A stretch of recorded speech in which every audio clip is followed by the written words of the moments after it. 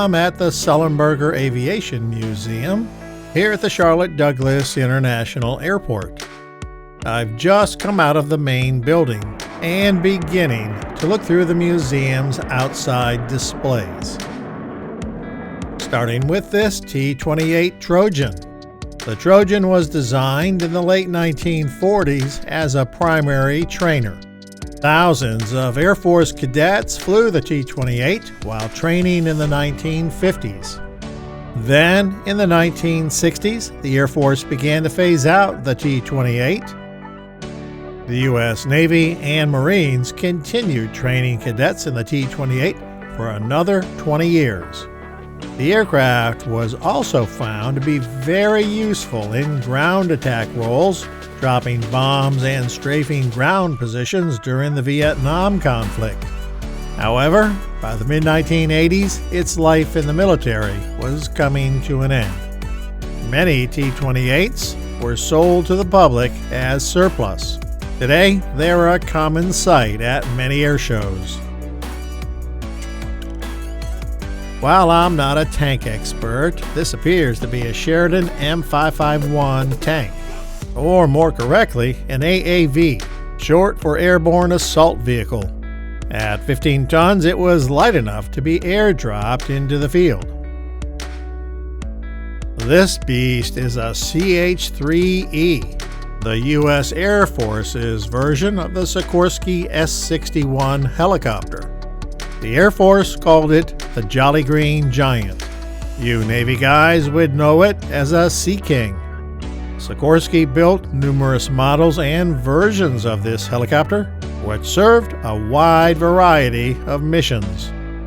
Being amphibious, it could land in the water with no additional flotation gear.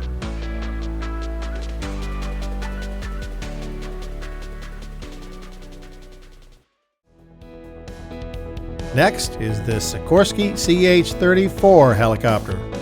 This proved to be a highly successful design for Sikorsky and was used worldwide back in the 1950s and 60s. It has a large Wright R-1830 radial engine stuffed inside that bulbous nose that turns a drive shaft that went up between the pilot seats into the transmission and rotor system up on top.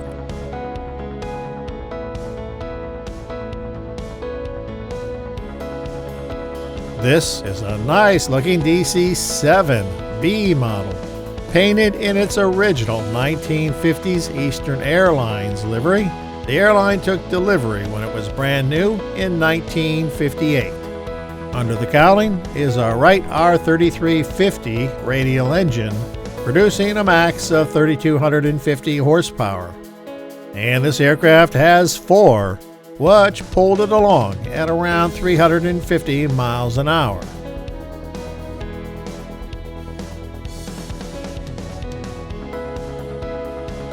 The rudder has seen better days. Looks like it's become home for some birds. Eastern Airlines operated the aircraft for 5 years, but by the early 1960s, airlines were busy upgrading their fleets to jet aircraft like the DC-8, Boeing 720, and 727. The days of propeller-driven airliners were coming to an end. Eastern sold the aircraft in 1963. Since then, it's passed through several owners, eventually coming here to stay.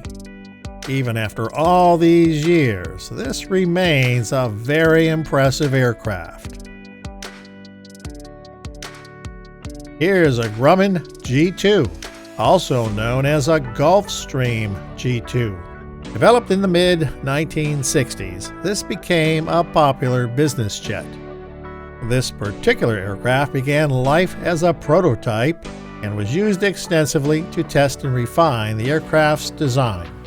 Once the G2 received its type certification, Grumman updated the airframe and turned it into a genuine G2 and sold it as serial number 1 in 1968 to Robert Galvin, the head of Motorola.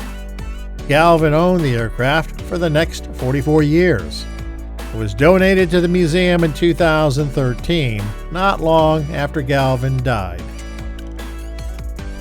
A lot of folks have called this airplane an ugly duckling. It's an OV-1 Mohawk, designed in the late 1950s primarily as an aerial observation platform. It also came with the ability to carry munitions, such as bombs and rockets.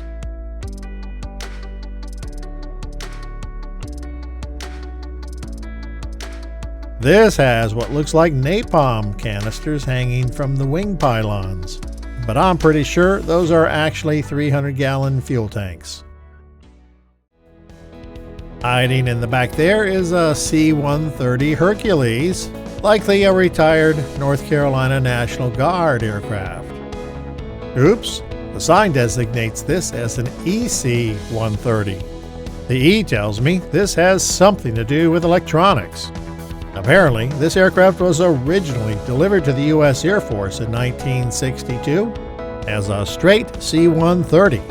Later, it was refitted as an Airborne Battlefield Command and Control Center and redesignated to an EC-130. The Air Force operated the aircraft until retiring it in 2013. So maybe this is not a National Guard retiree. Equipped with 4 Allison 4200 horsepower T56 turboprops, together they can pull this thing through the air at around 330 miles an hour all day long. With that, I think that will wrap up my Explorer of the Museum.